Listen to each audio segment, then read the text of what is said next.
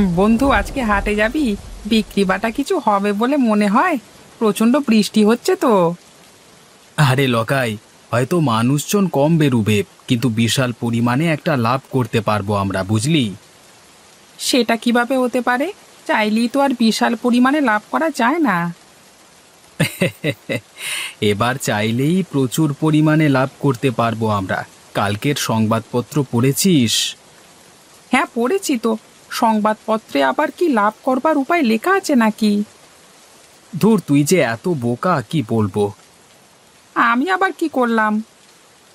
আরে পাগলা, কালকে সংবাদপত্রে দিয়েছিল টানা 2 মাস এভাবেই বৃষ্টি চলবে, আর এই বৃষ্টি থেকেই আমরা লাভবান হব। বৃষ্টি থেকে আবার কিভাবে লাভবান হব? যেটা বলছি শোন, বেশি প্রশ্ন করতে যাস না। এখন 2 মাস টানা বৃষ্টি হবে। এই বৃষ্টির সুযোগ নিয়ে আমরা হাটে জিনিসপত্র চড়া দামে বিক্রি করব। তাতে তোর লাভ হবে আর আমারও লাভ হবে। ও, এটার জন্য বলছিস? এবার বুঝতে পারলাম। মাথার ভেতরে গোবর পোড়া থাকলে যা হয়। এখন আর কথা বাড়াস না, তাড়াতাড়ি বাড়ি যা, হাটে যেতে হবে। পারলে দুটো বেশি করে মাছ নিয়ে যাস। ঠিক আছে, নিয়ে যাব। এখন তাহলে আসি, কেমন?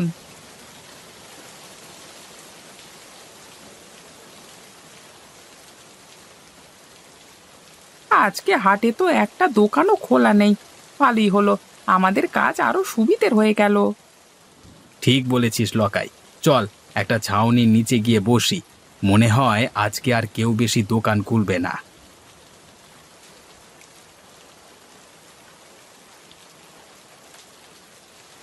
ওই তো, ওই তো একটা লোক এদিকে আসছে বলে মনে হচ্ছে। আমাদের কাছেই আসতে হবে, কোনো দোকান তো খোলা নেই বাবু। তা ভাই, মাংস কত করে? বেশি না, 1 কেজি মাত্র 350 টাকা। 1 কেজি মাংস?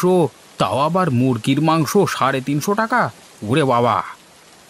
এই বর্ষার দিনে জিনিসপত্রের দাম তো বাড়বেই। এত বৃষ্টিতেও দোকান খুলেছি, দাম তো একটু বেশি হবেই। আশেপাশের কোনো দোকানই খোলেনি, দেখুন না। সে না হয় বুঝলাম, তা বলে এত দাম? এত বৃষ্টিতে কোনো দোকানদার দোকান খোলেনি, শুধুমাত্র আমরা দুজন বসেছি।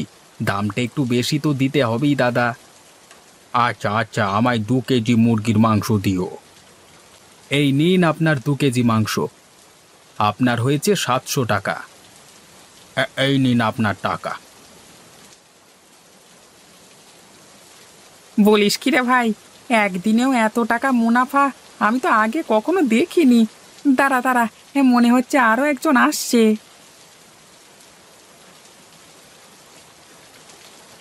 লোকাই, মাছ কত করে দিচ্ছিস রে? লক্ষণদা, বেশি না, 1 কেজি মাত্র 250 টাকা। 1 কেজি মাছ 250 টাকা? তোরা কি পেয়েছিস বলতো? লক্ষণদা, এই বর্ষার দিনে এত কষ্ট করে মাছ ধরতে হয় পুকুর থেকে, দাম তো একটু বেশি দিতে হবেই। 1 কেজি মাছ নাও আর 250 টাকা দাও। আচ্ছা, কি আর করা যাবে, আমাকে 3 কেজি দে। এই নাও তোমার 3 কেজি মাছ। তোমার হয়েছে 750 টাকা। তোরা তো দিনে দুপুরে ডাকাতি করে নিলি রে। এই নে, ধর তোর টাকা। কি বন্ধু, আমার বুদ্ধিটা কেমন কাজে দিল তো? এটা আবার বলে দিতে হবে নাকি? জবরদস্ত তোর বুদ্ধি। এত বুদ্ধি তুই রাখিস কোথায়? হ্যাঁ, আমার বাড়ির আলমারিতে রে।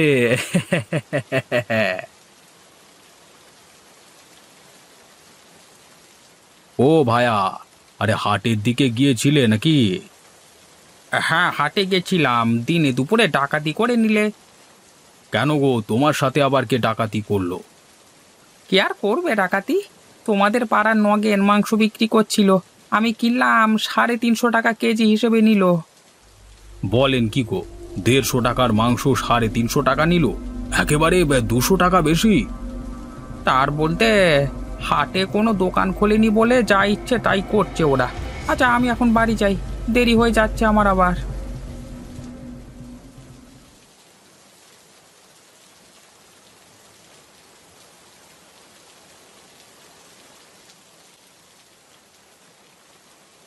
কিরে অশোক, এখানে একা একা বসে আছিস যে? হ্যাঁ লক্ষণদা, বসে বসে বৃষ্টি দেখছি। তো বাড়িতে তো আর মন ঠিক ছিল না, তাই চলে এলাম। তা তুমি কোথায় গিয়েছিলে? এই হাটে গিয়েছিলাম হাট করতে। তা হাটের কি অবস্থা গো লক্ষণদা, দোকান খুলেছে? হ্যাঁ, দুইটি মাত্র দোকান খোলা আছে, নগেনের মাংসের দোকান আর লকাইয়ের মাছের দোকান। লক্ষণদা, তুমি কি নিলে, মাছ না মাংস? আর বলিস না রে ভাই, আমি 3 কেজি মাছ নিলাম, তাও কত দামে জানিস? 1 কেজি মাত্র 250 টাকা হিসেবে, বাবারে বাবা! বাপরে বাপ, সুযোগের সৎ ব্যবহার করে নিচ্ছে ওরা দুজন, বুঝলে তো? যা বলেছিস, 150 টাকা কেজি মাছটা বিক্রি করছে 250 টাকা কেজিতে, ভাবা যায়? এত দামে বিক্রি করবে ওরা, এটা ভাবা যায় না। এই তো একটা বুদ্ধি মাথায় আসছে বলে মনে হচ্ছে, এই সুযোগটাকে হাতছাড়া করলে হবে না। ওই ইংরেজিতে কি যেন বলে, একটু বিজনেস করা যাক।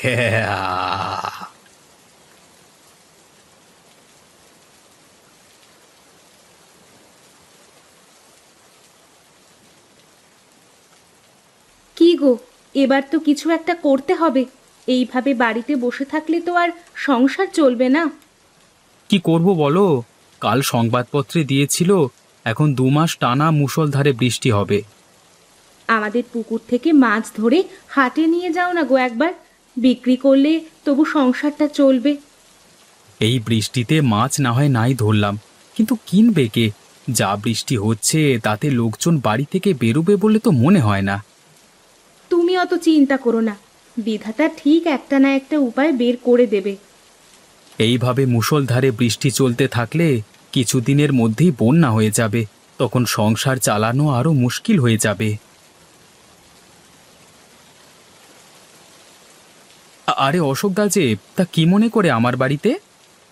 কেন রে নিতাই, আমি কি এমনি এমনি আসতে পারি না? আরে অশোক দা, তুমি খারাপ ভাবছো কেন? আমি ওটা বলতে চাইনি। আমি বলছি, বৃষ্টি মাথায় নিয়ে আমার বাড়িতে এসেছো, নিশ্চয়ই কিছু তো দরকার আছে। দরকারটা কি সেটা বলো। তোর যে ওই ছোট পুকুরটা আছে, ওটা আমি 2 মাসের জন্য কিনতে চাই। আমি 10,000 টাকা তোকে দেব, রাজি থাকলে বল। তুমি 2 মাসের জন্য পুকুরটি নিয়ে কি করবে? নিতাই, আমি তোকে টাকা দিচ্ছি, পুকুরটা 2 মাসের জন্য কিনবো। কি করব সেটা তো আমি তোকে বলতে পারবো না। তাহলে কি করে দিই আমি? কেন দেবে না? তোমায় 10,000 টাকা দেবে। আর করলে কি করবে? নয় মাছ ধরবে। আমাদের পুকুরের মাছের যা দাম হবে তার থেকে অনেক বেশি টাকা দিচ্ছে অশোকদা তোমায়। আচ্ছা, তাহলে 2 মাসের জন্য আমি আমার পুকুরটাকে তোমায় বিক্রি করে দিলাম। এই নে ধর তোর 10,000 টাকা। বলেছিলাম না, বিধাতা ঠিক একটা না একটা উপায় দেখিয়ে দেবে। দেখো, 2 মাসের ব্যবস্থা কেমন হয়ে গেল কিছু না করেই। আমার মনে একটা খটকা লাগছে। অশোক অতগুলো টাকা দিয়ে গেল, এর পেছনে কি মতলব এঁটেছে কে জানে। তোমাকে কতগুলো টাকা দিয়ে গেছে, এটা তো খুশির খবর। এবার পুকুর নিয়ে ও যা পারে করুক। না গো গিন্নি, ও মহা ধড়িবাজ লোক, তাই ভাবতে বাধ্য হচ্ছি। অত শত ভাবতে হবে না তোমায়, যা পেয়েছো তা নিয়েই খুশি থাকো। বল লকাই, আমার পরিকল্পনাতে কেমন ব্যবসা করছিস? একদম ফাটাফাটি। এরকম চলতে থাকলে আমরা কিছুদিনের মধ্যেই অনেক ধনী হয়ে যাব। নগেন, লকাই, তোদের সাথে একটু জরুরি কথা আছে। হ্যাঁ, বলো না, কি কথা? নগেন, আমি তোর পোল্ট্রি ফার্মটা 2 মাসের জন্য কিনতে চাই, আর তার জন্য আমি তোকে 10,000 টাকা দেব। না না, 10,000 টাকায় আমি মোটেই দেব না। আমার 20,000 টাকা দিতে হবে, তবেই বিক্রি করব। আচ্ছা তাই হবে, তোকে 20,000 টাকাই দেব। আর লকাই, তোর পুকুরটিকেও আমি কিনে নেব 2 মাসের জন্য, তারপর তোর পুকুর আবার তোর হয়ে যাবে। আচ্ছা, কত টাকা দেবে বলো? তোর পুকুরটার জন্য আমি 20,000 টাকা দেব। আমি রাজি আছি। এই 2 মাসের জন্য আমার পুকুরটি তোমার হয়ে গেল। হে হে। এই নে, এতে 40,000 টাকা আছে, দুজনে ভাগ করে নিস।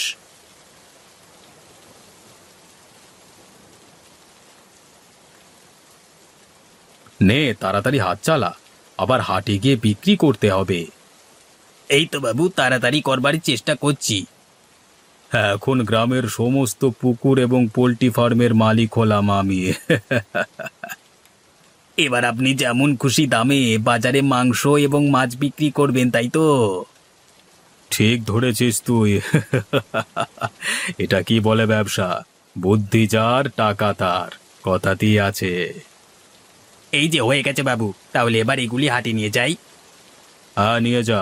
আর শোন, 1 কেজি মাছ 350 টাকায় বিক্রি করবি, আর 1 কেজি মুরগির মাংস বিক্রি করবি 450 টাকায়, বুঝেছিস? আগে বাবু, তাই হবে। আমি এগুচ্ছি, আপনি আসুন কেমন।